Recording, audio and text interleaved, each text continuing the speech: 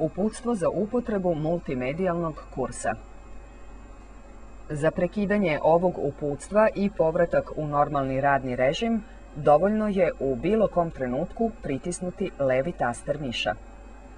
Po pokretanju programa na ekranu biće prikazan njegov osnovni okvir, čija je namena da prikaže sve sadržaje koji su predviđeni ovim kursem.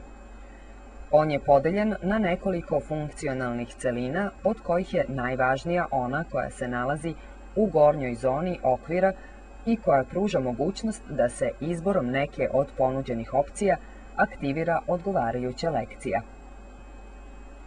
Za izbor željene lekcije dovoljno je da u trenutku kada se kursorska strelica nalazi iznad njenog naslova, kratko pritisne levi taster miša.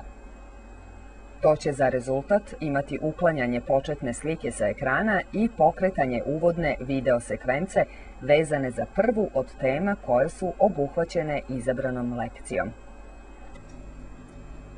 Sada se na ekranu mogu uočiti i ostale funkcionalne celine kao što su meni za izbor željene teme uz levu ivicu okvira, površina za prikazivanje video sekvencije u sredini i grupa ekranskih tastera za kontrolu reprodukcije koja se nalazi uz donju ivicu okvira. Za izbor neke od tema koje sadrži izabrana lekcija, potrebno je da kursorsku strelicu postavite iznad njenog naslova, pri čemu će se za njeno označavanje koristiti plavi pravougaonik, pa zatim pritiskom na levi taster miša započeti prikazivanje njenog sadržaja. Naslovi koji sa svoje leve strane imaju malu ikonu u obliku rolne filma predstavljaju osnovne teme, dok se ostali sadržaji vezani za istu tematiku nalaze ispod nje, povezani isprekidanom linijom. Ako ste izabrali neku od raspoloživih tema i započeli reprodukciju video sekvence za dalje upravljanje njenim tokom, možete koristiti ekranske tastere koji se nalaze ispod same površine na kojoj se vrši njeno prikazivanje. To znači da se za privremeno zaustavljanje reprodukcije može pritiskom na levi taster miša na taster u formi dve vertikalne linije aktivirati funkcija Pause, dok se za nastavak reprodukcije može izabrati taster u formi trougla koji aktivira funkciju Play.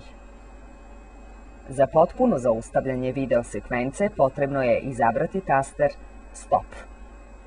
Pokazivač u formi vertikalne linije koji klizi po horizontalnom žljebu ima dvostruku funkciju.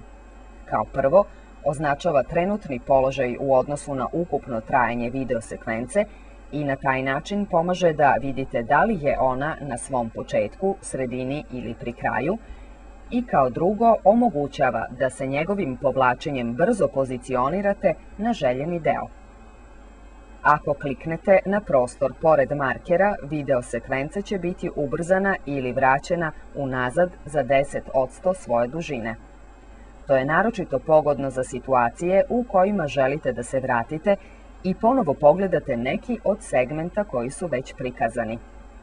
Pored toga, u donjem desnom uglu možete vidjeti trenutni time kod i ukupno trajanje aktivne video sekvence.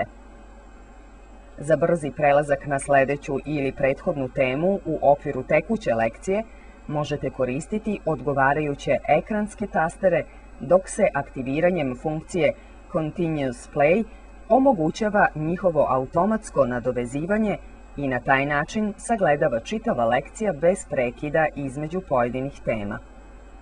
Osim video sekvenci za savlađivanje ovog kursa, na raspolaganju su vam i tekstovi svih obrađenih tema.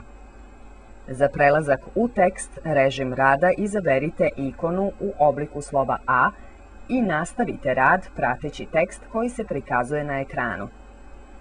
Za štampanje izabrane teme ili čitave lekcije kliknite na odgovarajuću ikonu i sačekajte da se završi postupak štampanja.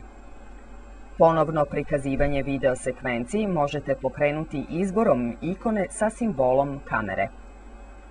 Za lakše pronalaženje željene teme možete izborom ikone u formi otvorene knjige pokrenuti deo programa koji smo nazvali Indeks tema. Tu se nalazi lista svih tema koje su obuhvaćene ovim kursem i to razvrstanih po početnom slovu svoga naziva, pa je stoga za njihovo pronalaženje potrebno prvo izabrati određeno slovo, a zatim iz prikazanog spiska i odabrati željeni naslov. Program će dalje automatski preći na prikazivanje izabrane teme. Pritisak na levi taster miša u trenutku kada se kursor nalazi u gornjem levom uglu okvira omogućava pristup demo verzijama ostalih kurseva, dok se izborom ikone sa znakom pitanja može ponovo pokrenuti ovo uputstvo.